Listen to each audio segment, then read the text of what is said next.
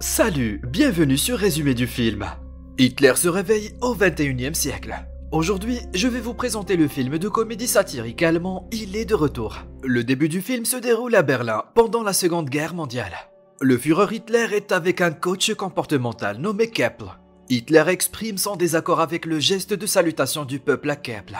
Il lui dit que, bien que le salut nazi soit démodé, les gens doivent au moins lever les mains jusqu'au poignet et montrer du respect. Puis il raconte qu'il a fait tout ce qui était possible par un humain pour détruire les fondations de l'ennemi qui a souillé leur sol.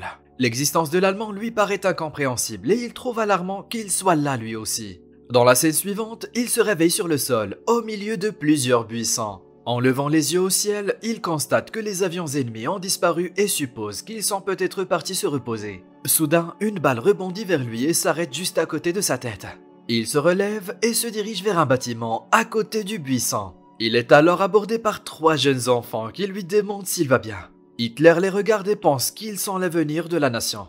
Il leur demande ensuite le chemin de la rue. À cet instant, un journaliste, Fabien Sawatzki, filme les enfants avec sa caméra. On voit Hitler assez loin derrière. Il ramasse sa casquette militaire et se dit qu'il devrait aller au bunker du Führer. Hitler arrive dans la rue et s'étonne de voir des gens qui font du vélo à une roue.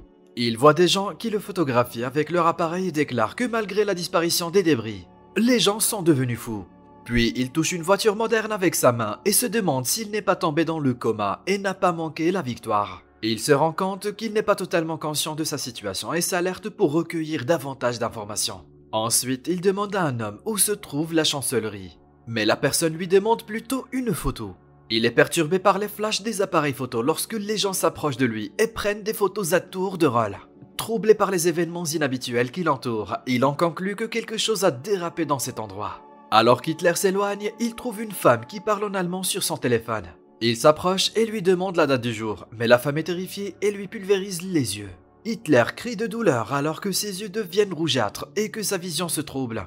Il trébuche et se dirige vers un magasin de journaux situé à proximité. Il est choqué de voir la date 3 octobre 2014 inscrite sur le papier et tombe aussitôt au sol. Ailleurs, le patron d'une chaîne de télévision, Garner, fait l'éloge de M. Christoph Senssenbrink pour son excellent travail à la tête de la direction. Malgré tout, il annonce qu'une nouvelle employée va prendre la place de directrice générale, nommée Mademoiselle Katja Bellini. À cause de cela, Christophe est choqué et mécontent. Il vient dans son bureau et déverse sa colère sur une cinéaste en difficulté nommée Fabien. Malgré toutes les tentatives de Fabien pour convaincre son patron, il est renvoyé et mis à la porte par les gardes. Quelque temps plus tard, Hitler se réveille au magasin de journaux et demande la date au propriétaire. Il lui confirme qu'on est bien en 2014. Hitler, confus, se demande si le commerçant l'a kidnappé et soupçonne que tout ceci est une ruse des services secrets de l'ennemi. Il menace de tuer le commerçant s'il travaille pour l'ennemi, mais le commerçant lui donne une barre de chocolat à la place. Hitler l'ouvre non sans difficultés et le renifle. Il déclare qu'il s'agit de céréales pressées industriellement et demande au commerçant s'il y a toujours une pénurie de pain. Le commerçant demande à Hitler s'il tourne un documentaire dans les environs, croyant qu'il s'agit d'un acteur. Le commerçant dit alors qu'il ressemble exactement au Führer. Ce à quoi Hitler répond qu'il est le Führer. Après cela, Hitler voit le journal turc et demande si le commerçant a le Stürmer ou le Panzerbar. Le commerçant dit qu'il a plus de clients turcs. Hitler s'étonne de la présence de Turcs à Berlin. Il commence alors à collecter des informations dans le journal. En le lisant, il suppose qu'il n'a pas gagné la guerre dans le passé et que l'Allemagne est passée aux mains de femmes maladroites ayant le charisme de mouillé. Il déplore en outre l'existence de la Pologne et conclut que la guerre a été une perte totale. Pendant ce temps, Fabien regarde son reportage vidéo sur le football et pleurniche, triste d'avoir été licencié. Sa mère le calme et lui demande de mettre la vidéo en pause, remarquant Hitler derrière. Fabien est amusé par la découverte d'une personne qui ressemble tant à Hitler. De retour dans la boutique, le commerçant demande à Hitler de poser son journal et de se tenir dehors pour attirer les clients. Hitler rechigne à se voir demander de travailler. Le commerçant suggère à Hitler de nettoyer ses vêtements car ils sentent mauvais. Il se rend ensuite dans une blanchisserie et leur demande de nettoyer son uniforme. Hitler demande s'ils ont un autre uniforme puisqu'il ne peut pas partir nu. Ensuite, nous voyons Hitler marcher vers le vendeur de journaux avec un jean et un pull. Fabien, quant à lui, a réussi à le retrouver et l'attend dans le magasin. Après avoir jeté un coup d'œil à Hitler, il est étonné de son apparence. Fabien demande à Hitler s'il peut le filmer en traversant l'Allemagne moderne. Hitler est d'accord. Fabien récupère un peu d'argent et une voiture auprès de sa mère et commence son voyage avec Hitler. Les deux se retrouvent dans un hôtel où Hitler est amusé de voir la télévision. Il décide ensuite de parler politique dans le petit film de Fabian. Il se rend dans des endroits pour demander aux gens ce qu'ils pensent de la politique. Après quelques interviews, il constate que l'impact de la démocratie sur les gens pendant son absence a été minime.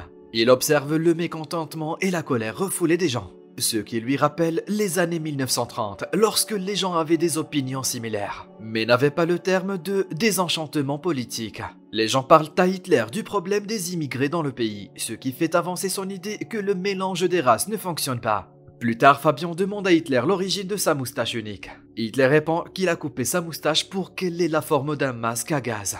Un peu plus tard, les deux se retrouvent dans une ferme où Hitler se fait mordre par un chien. Il est enragé et tire sur l'animal. Fabian le Grand dessaisit l'arme. Au fil de la journée, Fabian finit par être à court d'argent. Mais il pense à un plan et convainc les passants de faire dessiner leurs croquis par Hitler. Hitler dessine des images sarcastiques que les gens trouvent drôles. Et ils payent pour ça. Ils poursuivent leur voyage après avoir collecté suffisamment d'argent. De retour en ville, Fabian montre un clip d'Hitler à Christophe. La vidéo a fait l'objet de nombreux visionnages car Fabian l'avait mise en ligne sur internet. Christophe est impressionné par le nombre de vues de la vidéo. Il demande à Fabian le nom et le numéro de contact d'Hitler. Après l'avoir rencontré, Christophe soupçonne Hitler d'être un fou et demande à Fabian de le faire sortir du bureau. Avant de partir, Hitler entre dans le bureau et la directrice lui demande de sauver l'Allemagne avec lui. Intéressée par l'idée, Bellini lui demande quel est le plan. Elle demande rapidement à son assistant de préparer un format télévisuel approprié pour diffuser le Führer en écoutant l'idée d'Hitler. Fabian menace alors Christophe de lui rendre son travail ou bien il fera partir Hitler. En entendant cela, Christophe lui donne un poste en cuisine, lui promettant de le promouvoir lorsqu'un nouveau poste de rédacteur sera ouvert. Quelque temps plus tard, Hitler se voit attribuer une table dans le studio de télévision. Christophe demande à Kromeyer d'aider Hitler à utiliser l'ordinateur. Hitler se souvient des ordinateurs de son époque et considère cette invention comme l'une des plus grandes. Kromeyer tente d'inscrire Hitler au courrier, mais l'informe que son nom est déjà pris. Hitler grogne parce que d'autres ont volé son nom et lui dit d'utiliser un nom qu'il aime bien. Nouvelle chancellerie du Reich. Christophe prévoit de faire participer Hitler à un spectacle de comédie en direct intitulé Huamek.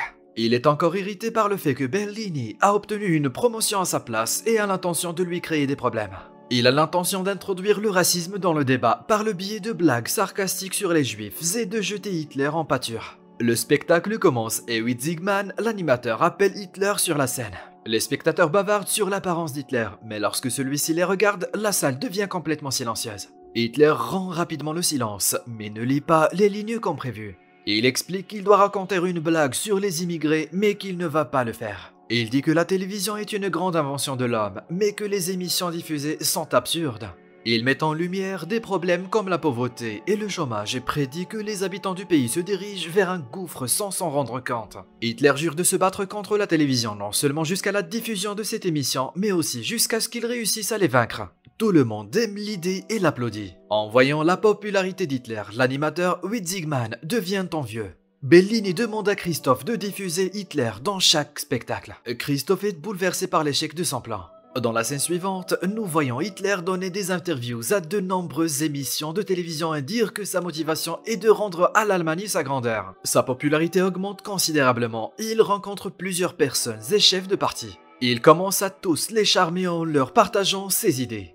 Un jour, Hitler et Fabian se rendent au siège du Parti national-démocrate à Berlin. Il appelle Ulf Birn, le président fédéral du parti, et lui demande ce que sa cause a accompli jusqu'à présent. Hitler le rabaisse et dit qu'ils ont perdu assez de temps. Ils ont perdu assez de temps à cause de leur discussion. Christophe est excité et heureux lorsque la police et le procureur général arrivent au studio de télévision. Ils expliquent qu'ils sont ici pour une plainte pour violation des lois sur la haine. Bellini demande ce qu'ils doivent donc faire. Rapidement, Christophe dit qu'il pourrait avoir besoin d'annuler le spectacle du Führer. Le procureur dit qu'ils peuvent continuer à diffuser. Bellini pousse un soupir de soulagement tandis que Christophe fait semblant de sourire. Après le départ du procureur, Kromeyer remet à Christophe une facture à payer pour le chien qu'Hitler avait tué précédemment. Christophe reçoit la facture avec joie, pensant que ça va pouvoir causer des problèmes à Hitler. Ensuite, Hitler est soumis à un programme télévisé où on lui pose des questions directes sur ses différents rôles dans la guerre. Hitler répond qu'il veut tendre la main aux gens, mais l'intervieweur lui dit que tous ces actes ne peuvent être justifiés. Il lui montre le clip où il tire sur le chien. La vidéo perturbe le public. Hitler est furieux et le menace de lui faire subir le même sort. Il ajoute qu'il transformera leur studio en parking pour chars. Christophe devient heureux voyant les gens réagir négativement à ce que dit Hitler. Après cet entretien désastreux, Bellini est licencié et Christophe est nommé nouveau directeur. Après cela, Hitler se rend chez Fabian et commence à vivre avec lui.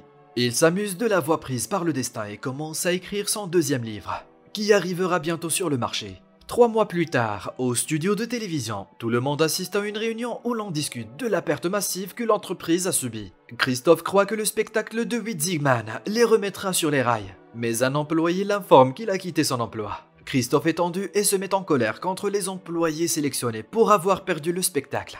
Un membre du personnel suggère de faire revenir Hitler, ce qui intéresse Christophe. Il cherche à nouveau Hitler et propose à Fabian d'investir 1 million dans le film qu'il est en train de tourner avec Hitler, s'il les laisse en retour diffuser le film sur leur télévision. Hitler et Fabian viennent chez Kromeyer, où la grand-mère de Kromeyer reconnaît Hitler. Elle affirme qu'Hitler a gazé plein de monde et les a tués. Elle le traite de criminel et lui crie de sortir. Dans la voiture, Hitler dit qu'il est surpris que Kromeyer soit juive. Il commence à rabaisser les juifs en les traitant de moins que rien. Fabian est déçu par les actions et les paroles d'Hitler. De retour sur le plateau, Fabien demande à Hitler de lui expliquer comment il est arrivé là. Il demande à Hitler ce qui s'est passé avant qu'une balle ne s'échoue près de lui dans des buissons. Mais Hitler ne s'en souvient pas. Plus tard dans la nuit, il sort du plateau et est entouré par des voyous.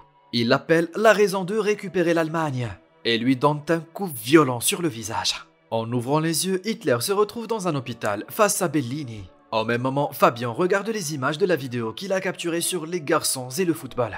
Il l'examine de près et constate qu'Hitler s'est levé de l'endroit où il est mort. Fabien est stupéfait de ce qui s'est passé avant. Il se rend rapidement sur place et trouve un panneau indiquant l'emplacement historique du Führer Bunker. Fabien se précipite à l'hôpital mais ne trouve pas Hitler. Bellini dit qu'il se dirige vers le plateau de tournage. Fabien révèle qu'il est le véritable Adolf Hitler mais Bellini ne le croit pas. Fabien se met en colère et tente d'expliquer sa théorie de manière hystérique. Les gardes essaient de l'attraper mais il s'enfuit. Fabien atteint alors le plateau et pointe une arme sur Hitler. Interrogé sur son identité, Hitler explique qu'il n'a jamais prétendu être quelqu'un d'autre. Fabien dit qu'Hitler trompe les gens avec sa propagande, ce à quoi Hitler répond que les gens ont élu un leader qui partagerait ouvertement toutes ses idées en 1933. Fabien emmène Hitler en haut d'un immeuble avec son arme. Il coince Hitler et déclare qu'il est un monstre. Hitler à son tour répond en disant que les gens ordinaires ont élu un homme extraordinaire et lui ont confié le destin du pays. Il explique que les gens l'ont choisi parce qu'ils portent les mêmes valeurs dans leur cœur. Fabien, enragé, tire sur Hitler, le faisant tomber du haut du bâtiment, dans la rue. Juste après, Fabien entend la voix d'Hitler qui dit qu'aucun Allemand ne peut se débarrasser de lui. Et Hitler, qui vient de se faire tuer, apparaît à nouveau juste derrière. À ce moment-là, Bellini a une pause dans le studio et tout le monde applaudit pour la scène. Mais il s'avère que ce n'était qu'un tournage et qu'un acteur inconnu jouait le rôle de Fabien. Hitler demande ensuite à chacun de se souvenir des camarades qui n'ont pas pu être avec eux. Quelque part ailleurs, Kromeyer pleurniche en voyant Fabien à travers un trou dans l'unité psychiatrique. Hitler et Bellina sont occupés à donner des autographes et des interviews aux gens après la sortie du film. En passant en voiture, les gens de la rue semblent apprécier Hitler et le saluent avec respect. Ce sera tout pour aujourd'hui. Dites-nous dans les commentaires ce que vous pensez de ce film. Abonnez-vous à notre chaîne pour voir plus de vidéos comme celle-ci. Merci d'avoir regardé.